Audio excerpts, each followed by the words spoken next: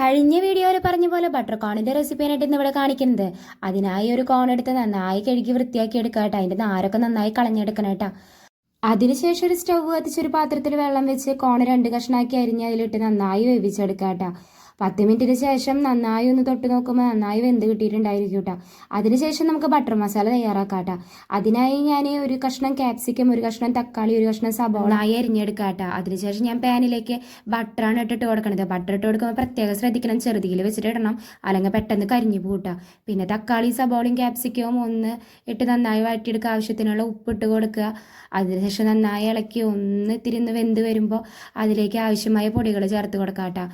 1 teaspoon chaat masala അല്ലെങ്കിൽ ഗരം മസാല ഇട്ട് കൊടുക്കാം കേട്ടോ. 1/4 ടീസ്പൂൺ മഞ്ഞൾപ്പൊടിയും 1/4 ടീസ്പൂൺ മുളക് പൊടി ഇട്ട് കൊടുത്ത് നന്നായി മൂപ്പിച്ചെടുക്കാം കേട്ടോ. അതിലേക്ക് വെവിച്ച കോൺ ഇട്ട് കൊടുത്ത് നന്നായി മിക്സ് ചെയ്തെടുക്കാം കേട്ടോ. അങ്ങനെ നമ്മളുടെ ബട്ടർ കോൺ മസാല റെഡി ആയിട്ടാ. അങ്ങനെ ഞാനും വൈദ്യുരുന്ന് കഴിച്ചു. നല്ല ടേസ്റ്റാണ്. ഒരു വട്ടമെങ്കിലും എല്ലാവരും ഉണ്ടാക്കി നോക്കാം കേട്ടോ.